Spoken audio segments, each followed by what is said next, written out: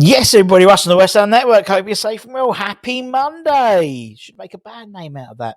If you're new, maybe give it a like, a comment, give it a share, give it a bloody good subscribe. It's Hammers Headlines in association with the KUMB.com boys. Check them out for the latest news, reviews, and opiniones. 3 stories, and we're going to try and make this a transfer rumour free zone. I don't know why that siren is a transfer free zone, but it is. Anyway, let's get straight into it. There's lots to talk about, as per usual, in the world that is West Ham. If you want your dose of rumours, lunchtime, I did the Rusty Rumour Roundup, the original rumour rating. Went for about a dozen players or so, in total, about half a dozen players this time. And we've almost hit 80 players. Congratulations that we've been linked with the transfer window having actually opened for another few weeks. So it's quite bloody impressive. So let's crack on like Donkey Kong and get in with it. Let's start with Danny Kretinsky. Let's take off the Hammers headlines. He wants more. Tell me more. Was it love at first sight? But West Ham second largest shareholder, Danny Kretinsky, has made a quite not exciting claim, but a positive claim about West Ham in a very rare TV interview. We know he bought a very large stake, 27% he owns now of the club, and he is by some distance the richest and among the richest owners in the Premier League too.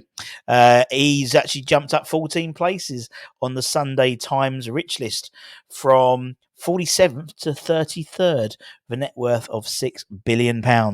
And that has gone up by £2 billion in the last year. We know he's just taken over Royal Mail. He part owns Sainsbury's as well. And he is, when originally he took on the shareholding, we all thought, he's going to take over the place. But not so. He likes to be in the background. The last we heard of him from a Hammers sort of perspective would have been when he allegedly came out and was unhappy with the way the club was being run, the situation, some of the elements. He apparently was behind the decision to bring in a director of football, and it's claimed he wanted a bigger influence as a result of that. Well, according to this interview he did, which is very rare, he does a TV interview, he basically said, in terms of increasing his stake at the club, he was quoted in saying, "I don't think it's on the table," with a little wry smile. And then he says, basically, first of all, when we talk about the Premier League, we talk strictly about West Ham. My heart is with West Ham, and any other club would never interest me. We are happy with our shareholding, I have to say. I can also say that it's not part of our thinking that we would become a sole controlling shareholder of West Ham, so obviously the full takeover. But if there is an opportunity to somehow increase our stake without becoming the majority owner, we'll be open to that. And I'll be proud to be able to even tighten the link with the club. Now, he went on to say, but at the same time, I have to say that cooperation and other things among the shareholders is very good, and I feel very comfortable in the role in which we are very grateful within this role. Now, obviously, it sounds good. He's looking to maybe increase his shareholding without being a majority shareholder. We know he owns a majority stake in Sparta Prague, so under MCO he couldn't do the both in terms of multi-club ownership. Although they're looking at adjusting that in terms of UEFA and FIFA. It does beg the case, why hasn't he bought David Gold shares? I don't understand that. If he wants to buy the opportunity would there. If the opportunity was given to him, and actually it wouldn't have made him a controlling member. It would have made him. David Sullivan was still owning 49%, 47% of the shares. So whether it was just lip service, could be, but obviously it could mean that there is increased investment there, and indeed for someone who's the 33rd richest man in the Sun rich list, because they sort of get a bit more in it, a bit more. Well, I'm being greedy, quite possibly. Elsewhere, let's talk about the London Stadium, shall we? And potentially, is there an opportunity there? Is the opportunity knocked for West Ham to become the owner of the London Stadium? Well, an article Sean did in Clareton Hugh was really interesting, because there's been a few sort of personnel changes within the LLDC. The chairman, Lord Peter Hendy, and the CEO, Lynn Garner, they both left the LLDC, so there could be opportunity for maybe West Ham to start approaching them in terms of the LLDC for a long lease on the London Stadium. Now, a deal before the mayor elections was unlikely, but now that obviously we know that Sadiq Khan is now in the seat for a little bit longer, he could potentially be open for a deal with the Hammers that could save London taxpayers millions. We know the LLDC is due to be downsized as well, and it's handing back a lot of their development and planning powers to the local governments and local councils, rather. Sean quoted to say the LLDC planning, policy and decisions team will cease its functions as of midnight on the 30th of November 2024. Everyone active has taken over operations of the London Aquatic Centre as well. And they've also leased out the podium bar and external spaces with the the orbital thingamajig, and the slide had been leased out to Peppermint events for several years. So it makes sense now for West Ham to maybe look to bring in, to have a long lease on the London Stadium and take that headache away from this much smaller LLDC committee than it was a few months ago.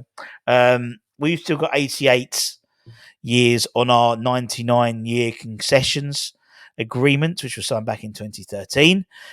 We currently pay £4 million in rent to use the London Stadium, but potentially we need to pay a lot more to take complete control. Council tax alone is thought to be around £2 million, with another £2 million on lecky, gas and water. Seats to move closer, another £4 million, with wages on permanent staff costing around £3.5 million. Sean was quoted in saying the London Stadium 185 suggests their running costs are in the region around £16 million per year to operate the stadium in their company's house accounts. So that would mean another 4.5 in stewarding, security, cleaning, catering, and maintenance costs. So, we'd need to bring in enough revenue to cover the £12 million in difference in terms of what we're playing now. You're probably looking about £15-16 million a year to take on the stadium full hog, so to speak. You could save some money. We could sort the naming rights. There's other sponsorship deals, loaning out the stadium for music concerts and other sort of stadium-based revenue. The tours and things like that could be jazzed up a little bit. So, but it doesn't seem a lot, really, in the grand scheme of things. So about 1.2, 1.1, yeah, but 1.1, 1.2 million pounds a month, which is obviously a bit of a step up. Obviously, this year coming, we'll have a fantastic bowler accounts profit as well, so wouldn't be so much of an issue if it happened this year, but it's not going to happen for this year at least. But it could be interesting to see what happens in the next, say, year, 18 months with this sort of smaller LLDC, maybe the headache of taking that away from them. I think that was always the plan. It's always been the plan with West Ham is to hang on long enough to be almost be given the keys to the stadium. And lastly, I want to talk about Lucas Paqueta, not on the transfer, but obviously in terms of the obviously impending, well, actually, he's due to. Is it today's the cutoff? I think to appeal. I think so. But an interesting article I think it was picked up in the Sun. It was picked up in the Daily Mail as well, about Lucas during that season, the 22-23 season. He apparently asked the then manager David Moyes to leave him out of a game in which he did eventually receive a controversial yellow card.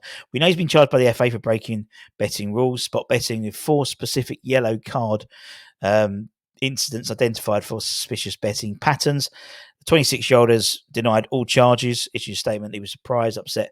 And as reported in The Sun, Paqueta asked Moyes not to play in West Ham's opening game of the season against away to Bournemouth in August 2023, which ended in a 1-1 draw. Paqueta was eager to avoid suffering an injury that could potentially prevent him from securing his dream move, so to speak, to Man City. The move didn't occur after City learnt of the investigation. Paqueta featured against Bournemouth and was booked for a handball in the 3rd minute of stoppage time at the end of the second half. He was substituted in the closing stages of the game. It was that yellow card which led to the FA's investigation into him, which could be banned, as you said, for up to 10 years, found guilty. But as I said, today is the day he has to respond. He hasn't to respond. Although he didn't refuse to play against Bournemouth, he made it clear he didn't want to feature.